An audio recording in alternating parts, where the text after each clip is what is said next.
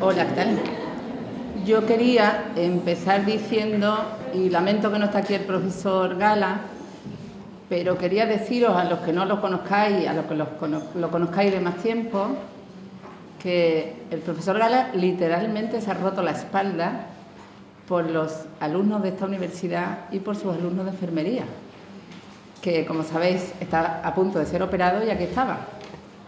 Me consta, porque en los años que llevo yo participando en cursos con él y en cosas de la UCA, y los años que estuve dando clases de psicología médica y medicina, los alumnos que provenían de enfermería tenían unos conocimientos de psicopatología que no lo tenían otras personas porque habían sido alumnos del profesor Gala.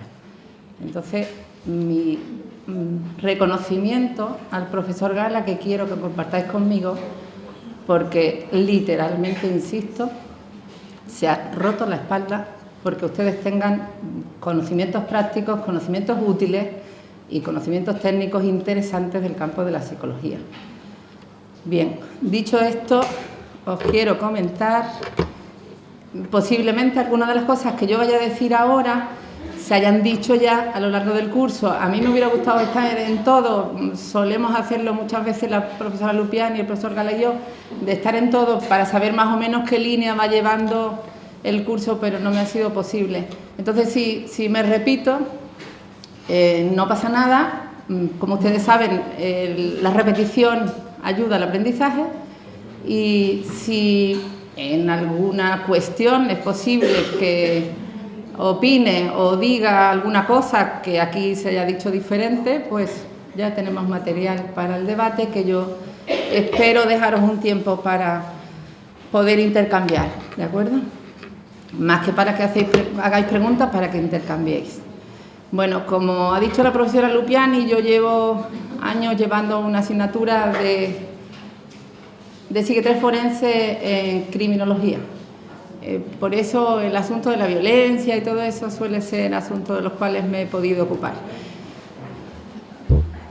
Y les voy a empezar con esta noticia porque, si lo hago bien, ustedes al final de la clase a lo mejor tienen ya algunos datos para explicarnos cuestiones como esta. Esto es una noticia de 2008. Se lee bien, ¿no? Aunque esté yo aquí.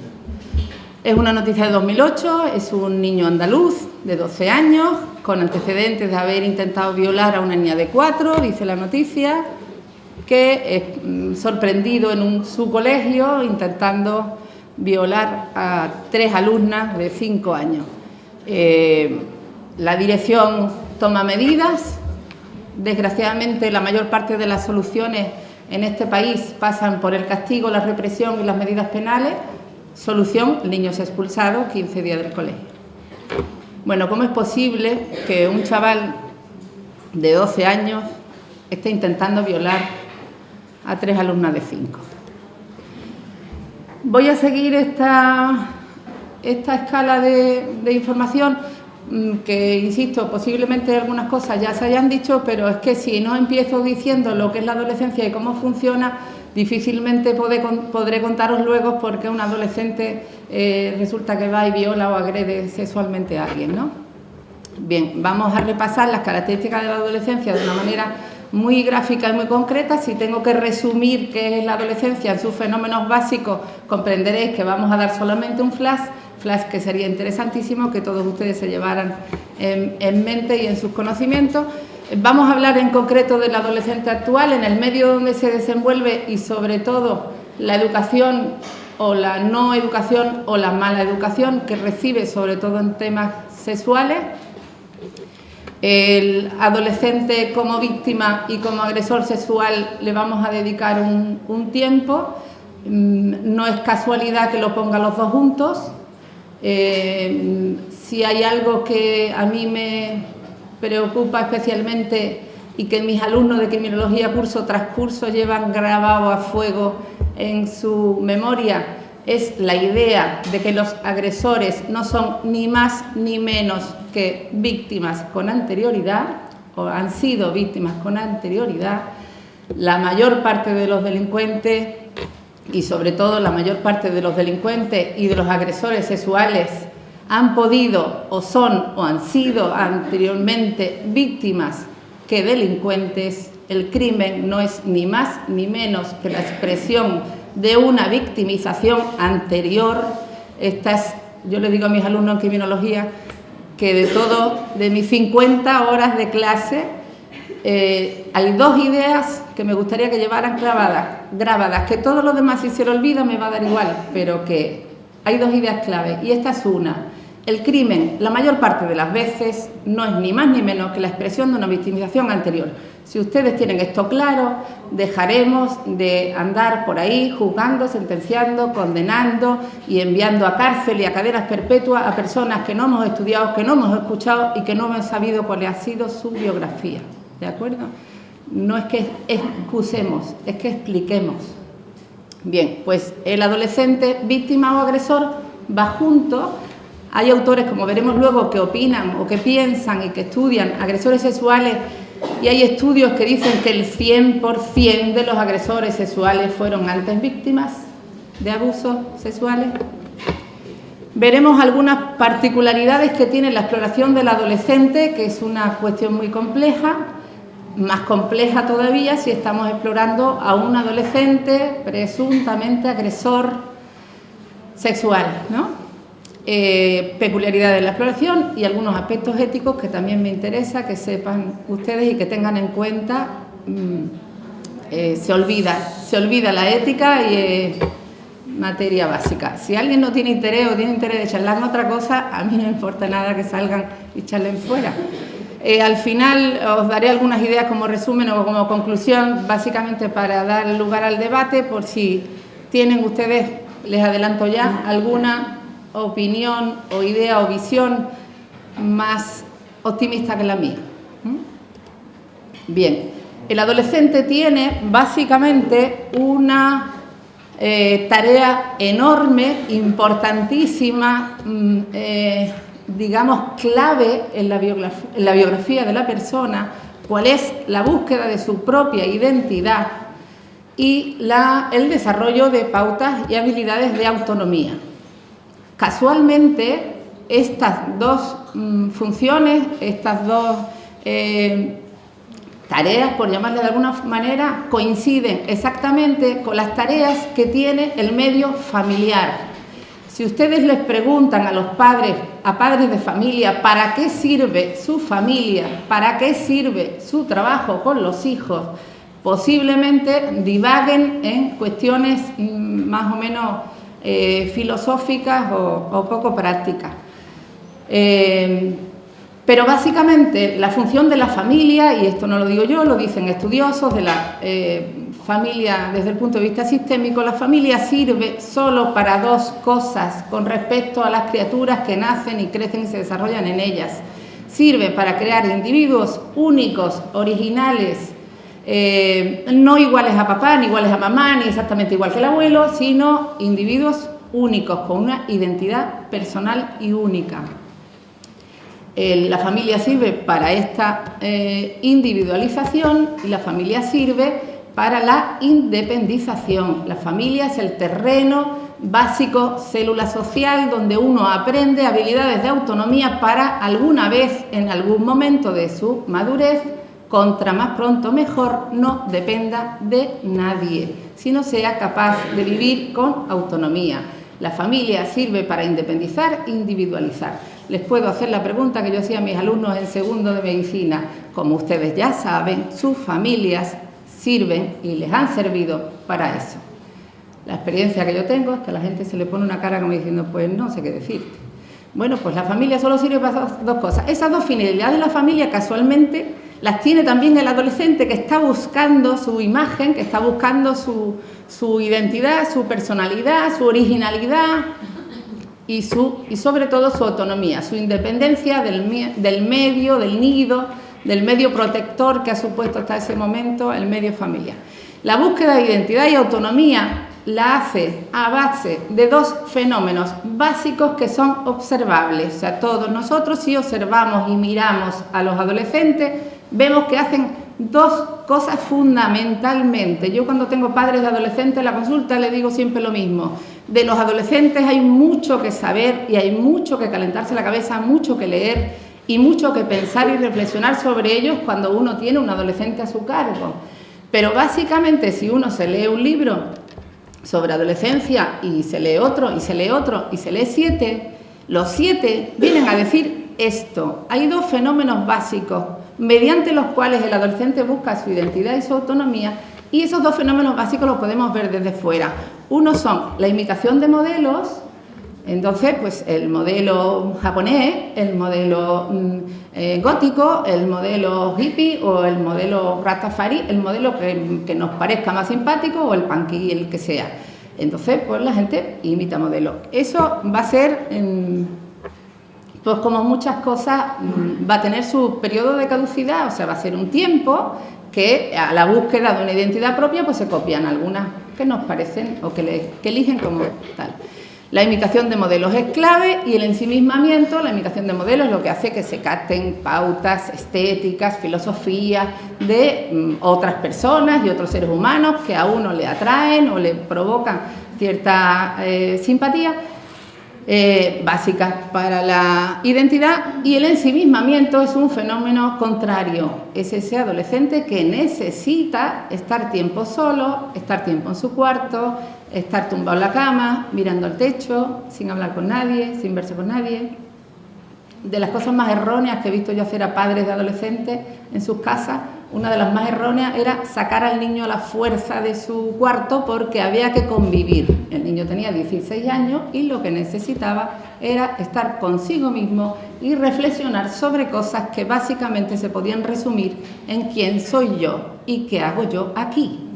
Y es el primer momento clave en la madurez del adolescente.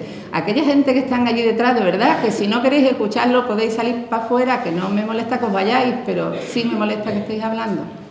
Y perdonadme, pero Bien, el ensimismamiento supone estar tiempo consigo mismo, tiempo solo, tiempo callado, tiempo pensando, y básicamente ese tiempo hay que respetarlo porque en ese tiempo, insisto, está intentando responder a cuestiones tan claves como ¿qué hago yo aquí? ¿Y quién soy yo? ¿O quién quiero ser yo? ¿O quién puedo ser yo? El ensimismamiento actual, y con eso le adelanto algo de lo que vamos a hablar luego, el ensimismamiento actual tiene un ordenador, tiene una televisión, tiene una serie de máquinas dentro de la habitación que hacen que el ensimismamiento ya no sea yo conmigo mismo, sino yo lanzado a un mundo que no se sabe muy bien lo que es. Insisto, si tengo que hacer una lista de errores, que le puedo hacer una lista de errores enorme, uno de los errores más grandes que comete la sociedad actual es que la televisión entre en el cuarto por la primera comunión y el niño tenga la televisión en el cuarto y, por supuesto, el ordenador en el cuarto y todo ese tipo de cosas, y hacen que el ensimismamiento deje de ser un estar yo conmigo mismo, sino que me lanzo a no se sabe qué mundos. Bien, los mecanismos inconscientes, según el psicoanálisis, que sustentan esta adquisición de la identidad y de la autonomía, son básicamente la identificación y la introyección. Son mecanismos que van a ser muy importantes. Sé, y le he anotado ahí en los apuntes en algún punto, sé que el psicoanálisis no está de moda, desgraciadamente, para la cultura en la que nos movemos, porque solo el psicoanálisis explicó y explica cuestiones muy complejas de entender, que estamos viendo, que atendemos los profesionales y que cualquier ciudadano puede observar. Cuestiones tan complejas como que el niño agredido sexualmente se convierta en agresor, eso solo lo explica el psicoanálisis mediante un mecanismo de defensa inconsciente como es la introyección. Entonces yo tengo miedo, o el niño tiene miedo al agresor y termina convirtiéndose en el agresor, que es la única manera que tiene de superar el miedo al agresor, y hace con otros lo que están haciendo con él, y de esa manera es un mecanismo defensivo por donde su angustia se vehiculiza. Entonces los dos fenómenos primeros son observables, los vemos todos desde fuera, son absolutamente respetables porque tienen que pasar por ahí. Una de las cuestiones que a mí más me preocupan es que todos los padres de adolescentes utilizan como recurso educativo dos cosas fundamentales y absolutamente equivocadas, como son la represión y la humillación. O sea, ya hace muchos años que sabemos que la represión no sirve para nada. Pues cuando uno tiene un hijo adolescente y se deja una cresta colorada, lo primero que uno hace es cogerlo por la oreja, llevarle que se afeite, que no sé cuánto y no sé qué, y no sales y no sé cuántas cosas más. Bueno, pues fenómenos necesarios, digamos, en el desarrollo normales y observables, y mecanismos inconscientes, como son todos los mecanismos de defensa del yo, que explicó el psicoanálisis y que lo tenemos olvidado porque el psicoanálisis ha quedado para las facultades de psicología como una cosa histórica y poco menos que romántica y curiosidad, pero no como algo contundente como puede ser si se lo estudia y si se le lee. Bien, la identificación y la introyección como mecanismo de defensa harán que sea posible que un niño agredido pase a ser agresor, pero en muy poco tiempo y quizás en el mismo momento en que está siendo abusado. Otra de las características de la adolescencia fundamental, y les doy, digamos, los datos muy básicos sobre los cuales se puede organizar todo la compleja situación que los adolescentes organizan. Otra característica de los adolescentes a tener en cuenta son las conductas de riesgo. Las conductas de riesgo son inherentes a la adolescencia y si no, piensen ustedes cuántas veces han estado ustedes en peligro, cuántas veces hemos estado en peligro. Cuando hemos tenido 14, 15, 16, 17 años, muchísimas veces. Yo he hecho autostop con 15, 16, 17 años y ahora me pregunto cómo fui capaz de ir de un pueblo a otro haciendo autostop con otra más. Bueno, cosas de esas de locura que yo me parecen ahora tremendas. No me pasó nada, pero no nos pasó nada, aquí estamos, ¿no? Pero las conductas de riesgo son inherentes a la adolescencia. Se dice que el adolescente tiene miedo a la vida y que la forma de conjurar el miedo a la vida, otro mecanismo de defensa que explicó el psicoanálisis, cuál es la transformación en lo contrario. Si tengo miedo a esto, tiro para adelante, porque es la única manera de defenderme de la angustia que esto me produce. Entonces, las conductas de riesgo es un poco ponerse a prueba, a ver de qué soy capaz y un poco con la conducta superar el miedo que la vida les está produciendo. Pongo lo de la moto y el caballito porque parece una de las conductas de riesgo más frecuentes de ver por la calle. Las conductas de riesgo que básicamente se recogen en esta época de la vida son estas: consumo de alcohol y otras drogas. Es sorprendente cómo la gente se mete lo primero que le dan y se traga la primera pastilla que le invitan o que le venden. Conducir a gran velocidad, no hay más que ver por nuestras calles y nuestras carreteras esos chavales conduciendo coches de aquella manera. Hacer amistades peligrosas, hacerse amigo de un vagabundo, de un parque, de un grupo de gente que viste o tiene cierta estética o cierta filosofía más o menos saludable. Y dentro de las conductas de riesgo, una que nos interesa especialmente en este curso es la de tener sexo sin protección. Como ustedes se pueden imaginar, estas conductas se pueden dar juntas, se pueden combinar. O sea, uno puede hacerse amigo de alguien desaconsejable, consumir algún tipo de sustancia con esa otra persona y a gran velocidad en su vehículo llegar a un sitio donde se tenga sexo de aquella forma. O sea que todo esto es combinable y todo esto puede darse en cualquier noche de botellón o de movida perfectamente, combinando 2, 3 o las 4. Bien, de tal forma, esto es así, las conductas de riesgo de tal forma son así que unos pediatras que se plantearon hace unos años, en 2003, la salud mental y física de los adolescentes españoles, hicieron un libro sobre ello, Adolescentes sanos, retos actuales. Difíciles ver pediatras preocupados por los adolescentes, pero estos dos señores publicaron un libro con este título y en ese libro se dice: el 30% de los adolescentes españoles, no estamos hablando de los americanos, está en riesgo grave de enfermar o de fallecer como consecuencia de conductas negativas, como consecuencia de esas conductas de riesgo de las que estábamos hablando antes: sustancias, drogas, gente peligrosa y sexo sin protección. Bien, los factores psicosociales en los cuales el adolescente se desarrolla, bueno, no voy a recordar, supongo que se habrá hablado aquí en alguno de los temas que me han precedido, las fases del desarrollo de la psicosexualidad, por la cual todo ser humano que nace pasa por todas ellas, con la salvedad de que en alguna de esas fases uno puede atascarse porque esté en un momento emocionalmente difícil, haya alguna situación dramática en casa o esté siendo víctima de algún tipo de agresión, de abuso o de maltrato. Entonces se pueden atascar en alguna de estas fases y encontrarán ustedes personas que tienen la patología de la que hablaba el profesor Gala anteriormente. Las parafilias se pueden generar aquí. Eso por un lado. El ser humano nace muy inmaduro, se desarrolla como puede, lo que le va llegando, le va desarrollando su cerebro. No se olviden que el niño recién nacido, el bebé, no es de goma, lo capta todo, lo experimenta todo, y si se le da cariño lo experimenta, y si se le da maltrato o se le abandona también lo experimenta, y en su cerebro quedará marcado. Bien. Y luego está la educación recibida. Yo no sé qué idea tendrían ustedes sobre la educación sexual recibida, por ejemplo, por ustedes en vuestro periodo, en vuestra infancia, en vuestro periodo escolar. La educación recibida, no solo en materia sexual, sino en cuanto a valores, a desarrollo de habilidades. El otro día, dando un curso, alguien preguntó, pero es que es muy difícil educar éticamente y educar en valores. Y yo le respondía, oye, la gente tomó nota. Yo le respondía, tan difícil es decirle a un niño desde que tiene conocimiento, no le hagas a nadie lo que no quiera que te hagan a ti. Eso es educación en ética y en valores. No le hagas a nadie lo que no quieras que te hagan a ti. Están ustedes ahí educando en ética, en valores, en empatía, en un montón de cosas que van a ser para él importantísimas en su desarrollo como persona. Y la educación básicamente es desarrollo de habilidades. Los padres desarrollan o educadores intentan desarrollar habilidades en los chicos, o que acumulen conocimientos, o que saquen muy buenas notas, o que sean muy obedientes.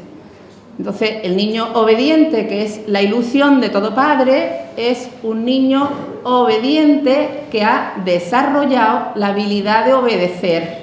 Ese niño, cuando salga a la calle, ¿qué va a hacer? Obedecer, que es lo que sabe hacer. No sabe tomar decisiones, no sabe elegir, sabe obedecer. Y cuando salga a la calle y no esté con su padre ni con su madre, obedecerá a quien le mande. Bien, pues los valores y el desarrollo de habilidades durante la educación son importantes en este punto. Cuando hablamos de la educación sexual, todavía hoy en nuestro medio la gente no se pone de acuerdo. Los padres mandan a los niños al colegio para que allí se les eduque. Algunos padres, hablando con esto con una amiga psicóloga, decía que en cierta ocasión vio unos padres que prohibían a sus hijos entrar en las clases de educación sexual del colegio, que las tenían. Resultado, un embarazo adolescente, claro. Padres integristas que no querían que nadie le educara sexualmente nada más que ellos, pero ellos no educaban tampoco. ¿Qué es lo que suele pasar? O sea, en sexualidad se deja que los profesores eduquen, se critica que los profesores entren en temas sexuales, los padres esperan mucho tiempo, tanto tiempo que cuando vienen a informar ya los niños lo saben todo, porque lo saben todo desde muy pequeños, porque para eso tienen el ordenador y la televisión en el cuarto. Y, por supuesto, educar en sexualidad no es ni charlar de sexo, ni dar clases de anatomía, ni repartir preservativos en el colegio. Es algo más importante que no vamos a entrar en ello. Bueno, tan importante es la cuestión que les traigo un estudio de 2005 de 1.400 y pico de estudiantes, donde se demostraba que está hecho sobre chicas, las adolescentes por debajo de los 16 años activas sexualmente tenían unos marcadores más bajos en todo lo que podía ser adaptación psicosocial. Por ejemplo, rendimiento académico, solían estar repitiendo o fracasando académicamente, etcétera. O sea, tan importante es el desarrollo de la sexualidad como que tiene algo que ver, según demuestran estudios como este, con el resto del desarrollo de la persona en su medio social. ¿Y cuál es este medio sociocultural en el que se mueven nuestros jóvenes hoy? ¿Estarán ustedes de acuerdo conmigo? Por eso les decía que muy optimista no soy, en que está pasando algo así como lo que les pongo aquí. Normalmente la familia y la escuela, o sea, las personas o las entidades que tienen que educar, son erotofóbicas. O sea, las preguntas de los niños suelen ser contestadas con cuestiones tan... bueno, tengo ejemplos de esos monumentales que luego si podemos los comentamos, ¿no? Como aquello de papá, que es un condón. Un condón es una forma de llamar a las personas con respeto. Voy con don fulano, voy con don mengano. Digo, mira, tu hijo solo pudo pensar dos cosas. Una, mi padre es tonto, que no sabe lo que es un preservativo. Y dos, mi padre me miente, porque mi padre tiene que saber lo que es un preservativo, porque solo tengo un hermano. Entonces, las respuestas de los padres cuando los niños hacen preguntas de tipo sexual suelen ser de, bueno, tú eres muy chico para esas cosas, ya te enterarás con el tiempo, etcétera, etcétera. Y en la escuela, pues no sabes muy bien lo que hacer para educar sexualmente sin tener conflictos con los padres, que suelen ser, pues siempre bastante boicoteadores de cualquier proceso de educación en la escuela como norma general. La familia y la escuela son erotofóbicas, pero resulta que el medio está fuertemente erotizado y los medios de comunicación siguen estando fuertemente erotizados. Los temas sexuales siguen siendo llamativos y siguen siendo utilizados e instrumentalizados en pro de una sociedad de consumo y en pro de unos ingresos por publicidad, etcétera, etcétera. Y entonces resulta que los medios de comunicación son erotofílicos, o sea que son tendentes a utilizar el sexo y el erotismo como reclamo publicitario, económico, como quieran ustedes llamarle. En este momento se está produciendo con esto una cosa que los pedagogos nos dicen que es lo peor que le puede pasar a un niño, que es recibir un doble mensaje. Los niños están recibiendo un doble mensaje.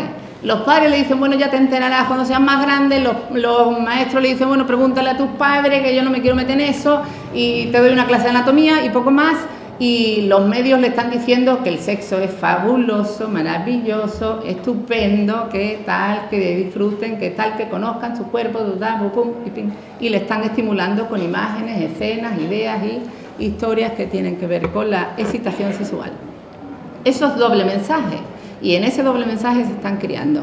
Y por otro lado, nuestros chicos y nuestros adolescentes tienen mucha oferta de ocio, de tiempo libre, mucho tiempo libre, que hace que puedan, bueno, disponer de tiempo para probar, experimentar, leer, curiosear, etcétera, etcétera.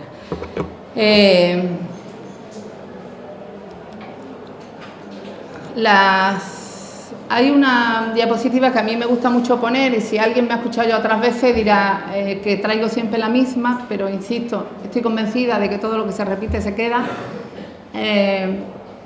Esto es una cita de Minuchin, que es uno de los grandes de la terapia familiar sistémica. Dice, pues la infancia es el periodo de la vida en que uno tendría que aprender autocontrol, y si no lo aprendió, es más, si no se le enseñó, posiblemente sea un adulto que carezca de autocontrol. Los impulsos sexuales son impulsos muy intensos, y en la época de la vida en la que estamos hablando, pubertad y adolescencia, van a ser, como veremos, mucho más. Si el chico no ha aprendido autocontrol, no solo será un adulto que carezca de ese autocontrol, y de adultos es muy difícil de aprender, sino que pondrá en riesgo a otras personas o él a sí mismo de ponerse en problemas. Yo esta cita la completo con otra perdón, esta es de Thomas Sachs, esta es la de Minuchin, que dice que la mayor parte de los problemas que tienen los padres de adolescentes con los adolescentes es que son incapaces de pasar del estadio de padres solícitos, de niños pequeños que hay que proteger y cuidar, al estadio de padres de adolescentes a los que hay que respetar en sus decisiones y en sus movimientos. Bien, esto, digamos, para mí estos dos pensamientos resumen la mayor parte de los conflictos que tienen que ver con los adolescentes y sus padres y su medio, ¿no? Bien, el adolescente actual entonces tiene mucho riesgo de caer en un sexo irresponsable. Si estamos viendo que la educación no es la más correcta, que los medios le están cantando las excelencias del sexo y que encima tiene mucho ocio, mucho tiempo libre, mucha oferta de tiempo libre, es fácil caer en un sexo irresponsable, que por otra parte, digamos, sería el sexo más frecuente en esta época de la vida, lógicamente. El sexo irresponsable supone que deja que pase, deja que ocurra algo que no tenía previsto que ocurriera ni ese día, ni con esa persona, ni en esa circunstancia, pero deja que ocurre, y en este sentido lo mejor que se le puede decir a un chico es que tu primera vez sea donde tú quieras, con quien tú quieras y porque tú lo quieres. Hay muchas malas experiencias, muchos traumas y mucho daño provocado de una primera vez en unas circunstancias, en un ambiente y con unas personas que uno no quería que pasara, pero que pasó. Entonces, dejar que suceda algo que está cantado, que va a suceder, porque ya que estamos aquí, ya que nos hemos tomado 2 copas y ya que nos hemos venido hasta este sitio, algo va a pasar aquí y va a pasar. No utilizar medios de anticoncepción, por supuesto, es otra característica del sexo irresponsable. No protegerse, no solo no protegerse de enfermedades de transmisión sexual, que han visto aquí un tema sobre ello, sino solo no protegerse emocionalmente y empezar a hacer tratos desventajosos con personas con las que nunca tendrían que haber comprometido su intimidad, ni su tiempo, ni su persona. Explotar al otro en el sentido de que ese niño que está acostumbrado a tener lo que quiere cuando lo quiere inmediatamente, igualmente hace lo mismo en el sexo, y el otro no es ni más ni menos que un instrumento para mi placer, para mi gozo y para mi disfrute, con lo cual el otro pasa a ser un instrumento de mis impulsos sexuales. Ese es. Y el uso de alcohol o drogas para desinhibirse, que es bastante frecuente. Me tomo 2 copas, ya tiro para adelante y me lo ligo, me la ligo y ya nos enrollamos bajo los efectos de algo. La adolescencia actual, por lo tanto, se define que lo que tiene es una sexualidad narcisista, o sea, muy centrada en el yo, muy centrada en el propio gozo y muy poco pendiente de qué es lo que el otro quiere, lo que el otro necesita, lo que el otro le está pasando, el otro está ahí para hacerle gozar. Ese narcisismo necesario, evolutivo en el momento de la adolescencia, hace que veamos, porque se pueden ver, situaciones de celos, de posesión, o sea, en la movida y en los botellones la gente se enrolla uno y otro y otro y una, y aquí no pasa nada. Pero de pronto un día, esta es la novia, este es el novio, y a mi novio no lo mira nadie, y a mi novia tú la mirabas a mi novia y te voy a partir la cara porque la has mirado. Esas actitudes posesivas y de celos son la expresión clarísima de ese sexo utilitario, narcisista e irresponsable. Esto es mío, y en la medida que es mío y cumple mis expectativas, será mi novia, mi novio, o mi ligue, o mi lo que sea. Pero en la medida que no las cumpla, la herida que el narciso o al narcisista se le produce es muy violenta y muy agresiva. En estas actitudes posesivas, en el narcisismo, está mucho del maltrato que estamos viendo, no solo en mujeres adultas, sino en adolescentes y en gente joven que siguen ejerciendo por la fuerza la posesión del contrario. Y no estamos hablando solo de hombres sobre mujeres, sino de mujeres contra hombres. La tuve que matar porque había estado con mi novio. Eso se ha escuchado en Cádiz en un juicio. Bien, la desinhibición es habitual también en este punto, porque uno se tira para adelante y uno no tiene las estructuras cerebrales que promueven el autocontrol, que son el cerebro prefrontal, no está suficientemente desarrollado como para que uno haga una reflexión y razone lógicamente y piense: esto no es adecuado ni oportuno que yo lo haga. Sin embargo, en este momento de la vida, las estructuras que tienen que ver con los afectos, los impulsos, el sexo, etcétera, están hiperdesarrolladas. Entonces, los adolescentes no tienen control sobre muchos de sus impulsos porque tienen hormonalmente y biológicamente muy desarrollado, por ejemplo, el núcleo accumbens y algunas estructuras del hipotálamo, y no tienen suficientemente desarrollado el cerebro prefrontal, que es el cerebro que nos diferencia de los animales, que es el que nos ayuda a reflexionar, a tomar decisiones, a relacionar y a pensar de forma lógica. Entonces, la desinhibición se incrementa con el consumo de tóxicos, y cuando ocurren cosas, lo que normalmente verbalizan son excusas.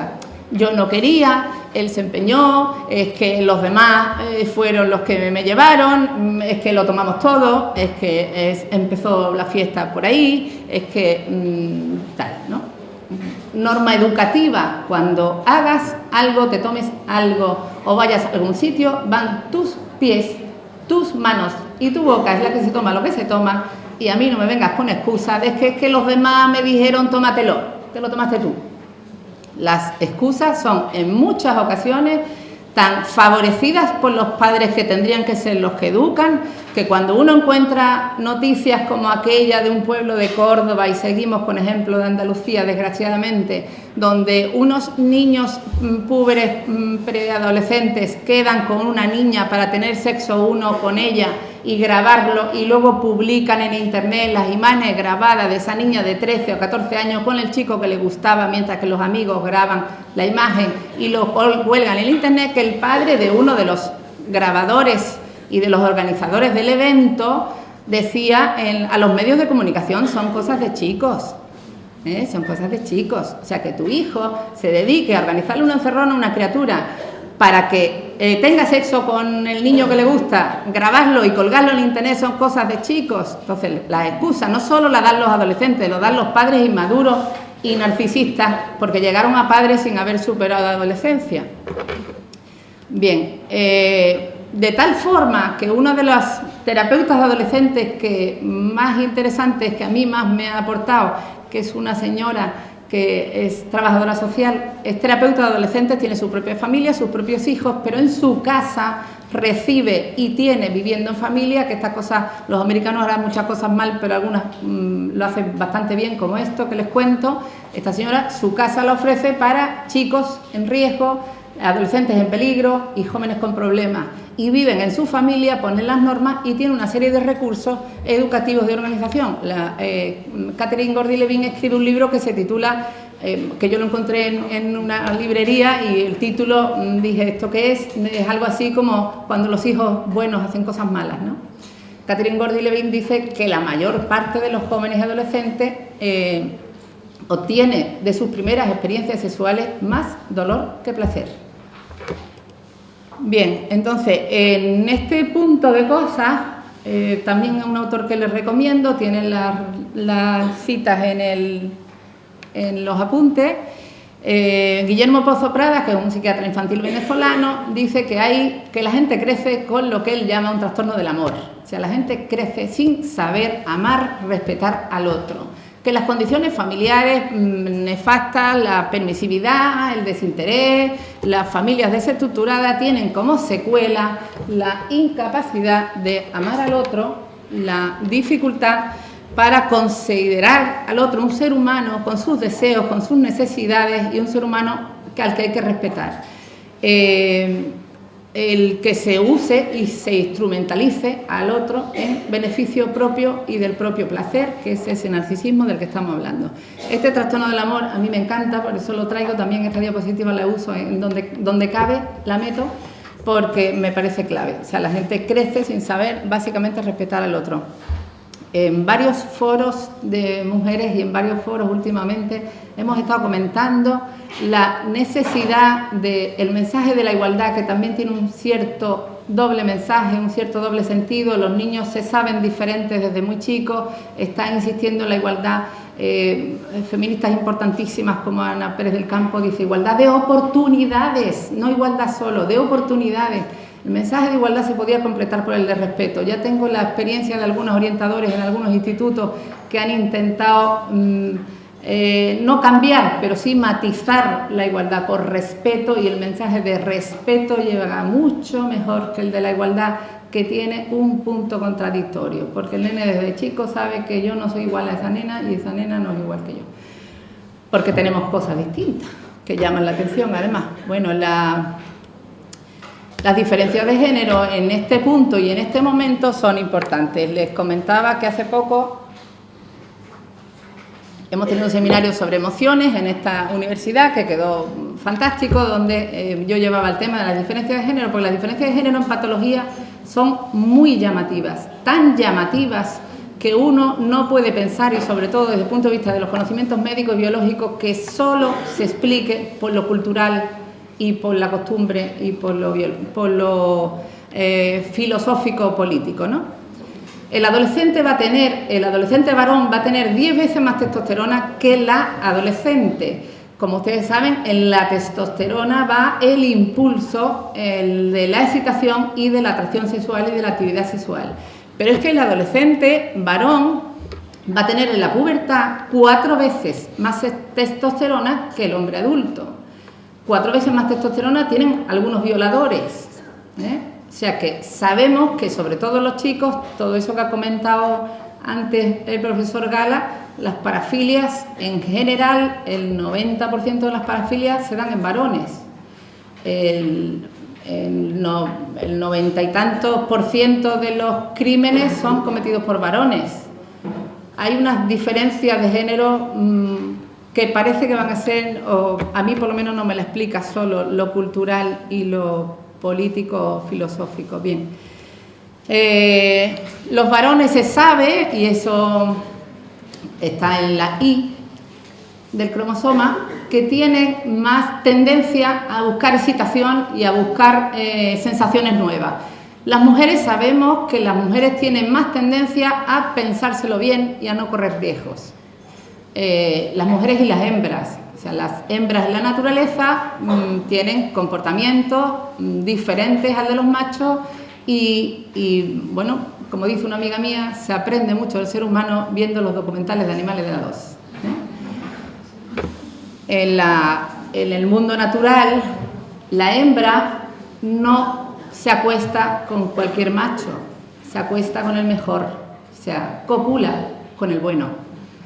El macho, en la naturaleza, copula a toda hembra que se menee, en general, digamos, los mamíferos más, porque sí, en situación de peligro, las hembras, las mujeres, en situación de peligro, no solo no ovulamos, vamos, no tenemos regla, lo que antiguamente se llamaba menorrea de guerra, porque la hembra en peligro desconecta su posibilidad de procrear, porque así sus criaturas, sus crías, no estarán en peligro. El macho en peligro no solo no desconecta, sino que aumenta a niveles enormes su testosterona, con lo cual aparece el fenómeno contrario, las violaciones de guerra. Las violaciones de guerra no solo se dan porque haya que acabar con la moral del pueblo enemigo, y no estamos hablando de la Edad Media, estamos hablando de cosas actuales. Las violaciones se dan en situación de riesgo y de peligro. Los cooperantes que trabajan en centros, en campos de refugiados, comentan el horror que pasan las mujeres que están solas por las noches en campos de refugiados, porque los hombres salen a violar y a cepillarse todo lo que puedan porque tienen esa necesidad de echar para afuera cosas. Entonces, en situación de peligro, la respuesta está mucho más allá de lo cultural, político, religioso, filosófico. Digamos, la naturaleza nos hace funcionar de distintas maneras. Esto, podríamos hablar mucho de esto. Bien. Tenemos una diferente percepción de estímulos eróticos. Uno de mis profesores, y con eso nos relajamos un poco, de americanos, psiquiatras de esto del FBI, que uno dice, yo cuando sea mayor quiero ser como este señor, que es magnífico, se llama Parditz, o sea, 10, escrito 10, yo siempre digo, sea mayor quiero ser Parditz, que bien vive el Parditz con la psiquiatría forense americana. Bueno, Parditz, en una clase que nos daba sobre este tipo de cosas, decía, ustedes se preguntarán por qué, daba un curso sobre parafilia, decía, ¿por qué el 90% de los seres humanos que tienen conductas perversas sexualmente son varones y no hembras? O sea, para que una mujer abuse de un niño tiene que tener un serio trastorno de personalidad o un trastorno psicótico. No es fácil que una mujer sin patología mental grave abuse de un niño. Pero hay varones que no son enfermos porque tienen muy buen nivel económico. De hecho, se pueden organizar viajes a Tailandia y a China y a países donde por módicos precios tienen una puber, ¿no? Esos señores no están locos, tienen muy buen nivel económico, que hacen esas cosas sin... Bueno, pues este señor explicando por qué la parafilia, y se lo transmito tal y cual él lo manifestaba en un curso a psiquiatras forenses, ¿Por qué las parafilias eran más evidentes en los varones que en las hembras? Decía, empezó como a chillar. Yo pensé que la traductora se había vuelto loca, me quité aquello a ver qué decía el hombre de verdad, no, aquello nos quedamos todos así. Empezó como a chillar algo así, como llevo 15 años pidiéndole a Hollywood unos minutos de enfriamiento.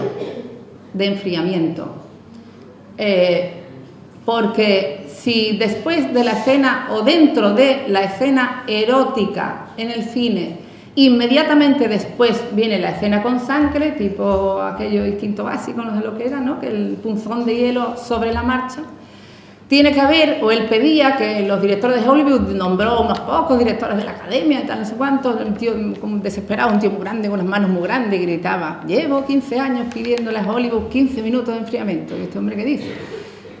Para que entre la escena erótica y la escena violenta pasen unos minutos. Dice, yo no les pido que cambien el guión, que dejen el guión como está, pero que haya unos minutos de enfriamiento, porque el 80% de los varones jóvenes presentes en la sala durante la escena erótica, de varones jóvenes e inmaduros, durante la escena erótica, captan, detectan y sienten una excitación física evidente.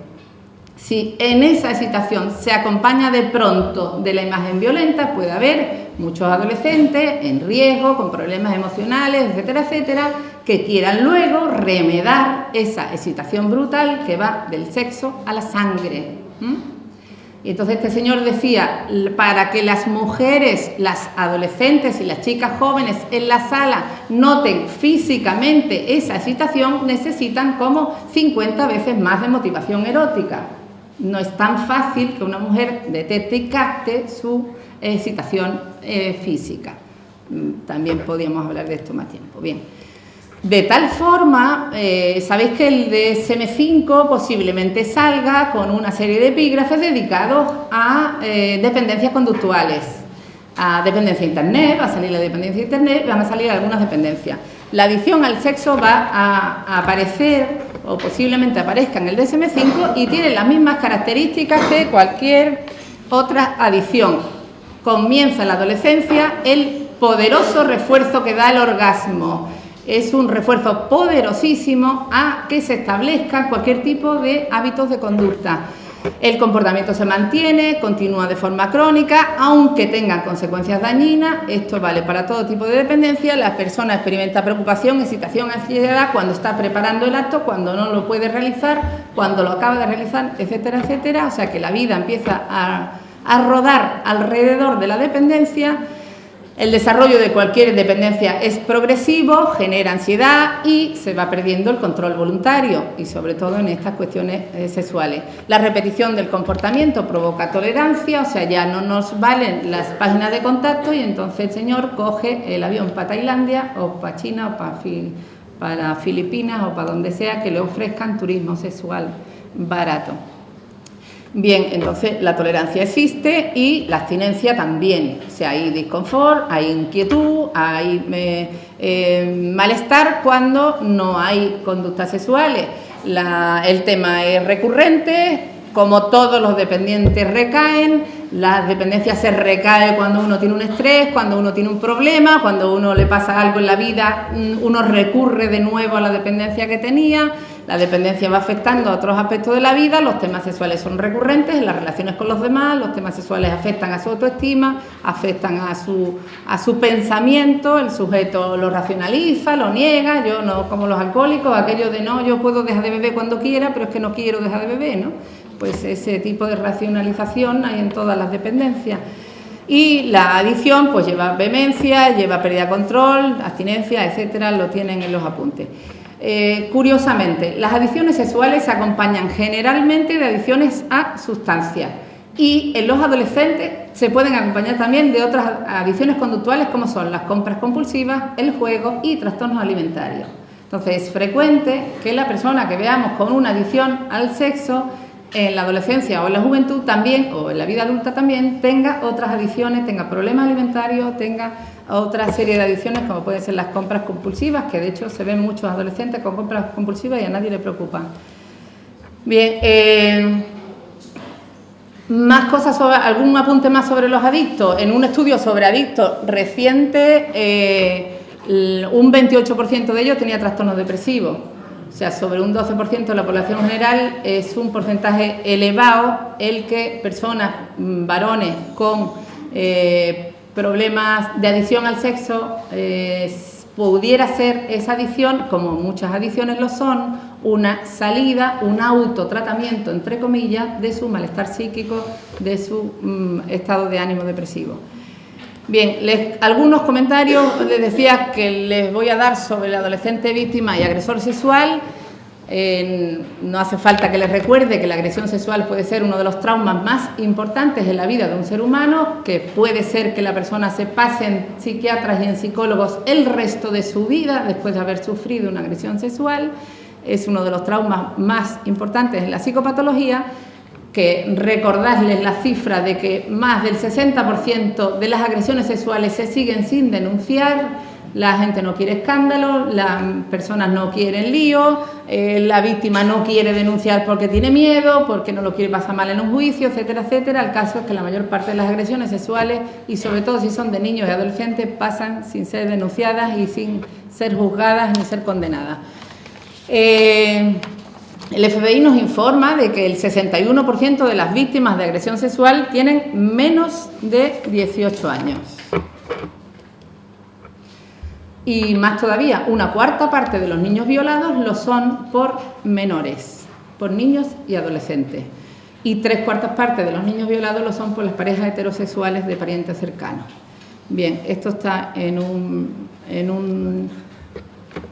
un trabajo que se llama Infantofilia y Pedofilia, aunque sean hallazgos recientes, está publicado en el 99, pero el dato es interesante, que una cuarta parte de los niños violados. En nuestro país, la edad de consentimiento para tener relaciones sexuales está en los 13 años, y esto mucha gente no lo sabe, de tal forma que si nos encontramos con una niña de 14 que tiene relaciones sexuales con un antiguo profesor suyo, que tiene 38 o 40, pues posiblemente no puedan los padres denunciar, porque, bueno, si la niña dice que está enamorada y que están enamorados y que tal, pues no pasa nada. Hay cierto movimiento en intentar incluir la diferencia de edad como un factor de abuso, porque se supone que el consentimiento no es verdadero, que es un consentimiento viciado. Sea como fuere, en el Parlamento se discutió si 12 o 14 y se consensuó en 13 años la edad de consentimiento. O sea que si una persona con 13 o 14 consiente en unas relaciones sexuales, no hay agresión.